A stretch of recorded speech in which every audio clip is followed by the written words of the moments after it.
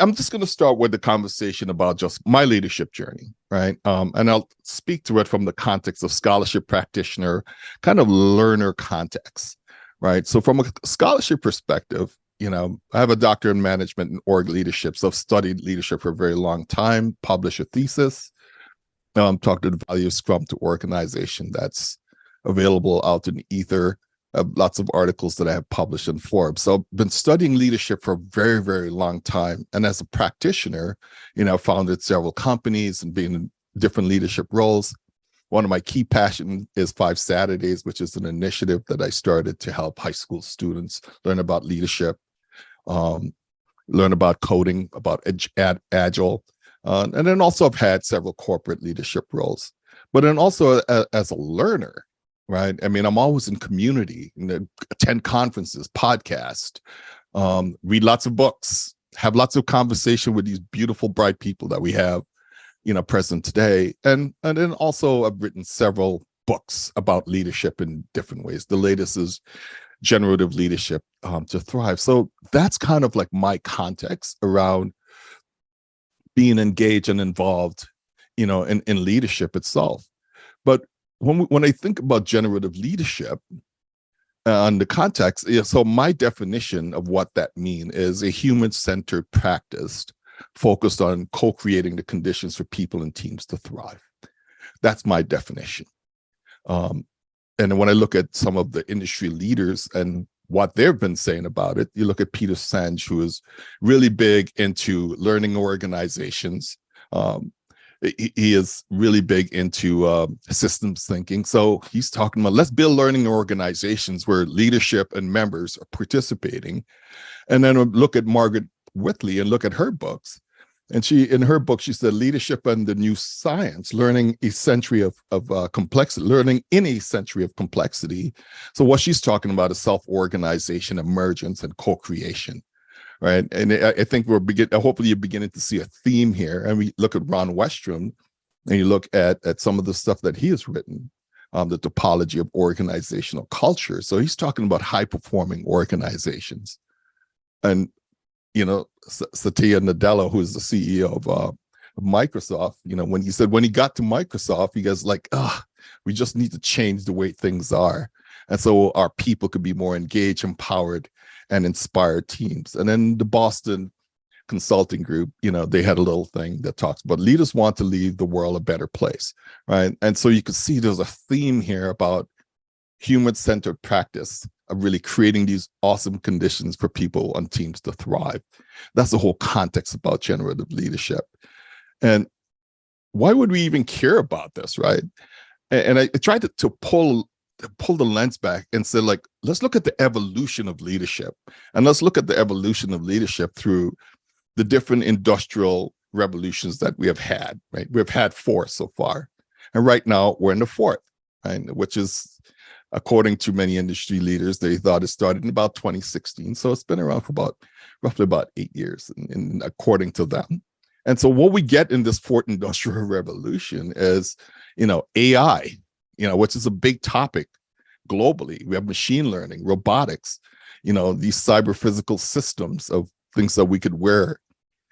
So that's one aspect of what's taken place, and that's shifting the future of way, and even the way we work today.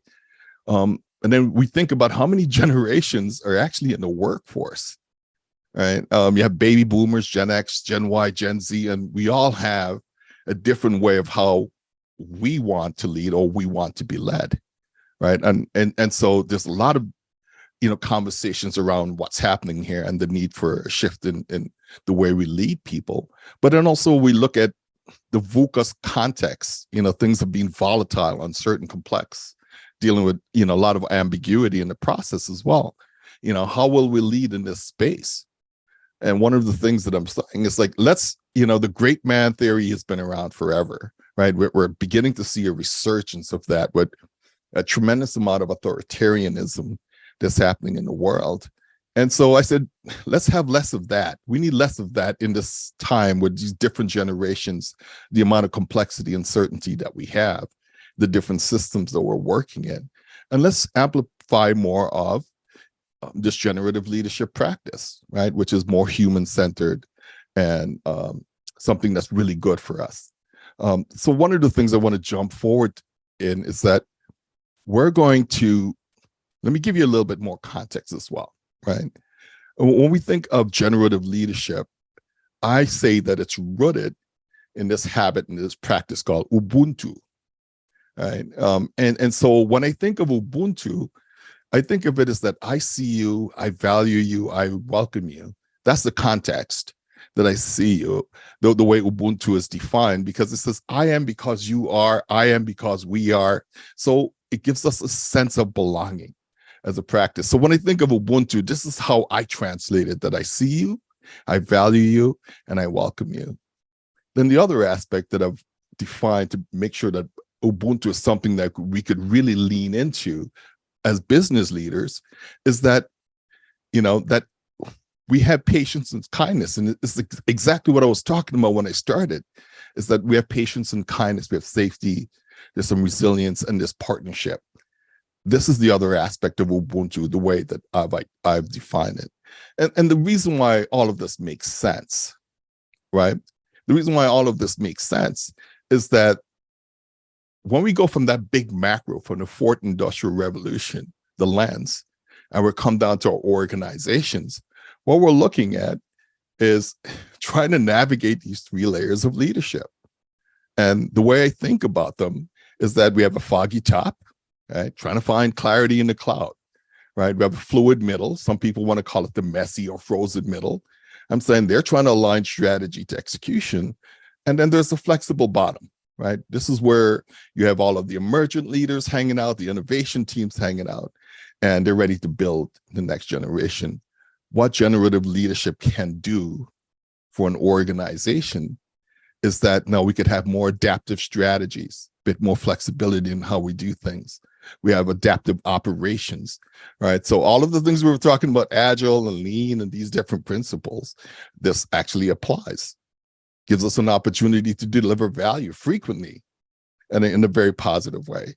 And then the great benefit realization that we spend time trying to figure out. So I wanted to just give you that context as we're walking through what is generative leadership, why we need it, how many people are out there saying like this is the way to go after COVID, and in this new world order. Let's talk about talk. Let's go deep. We all have something to share. No share with Dr. Dave.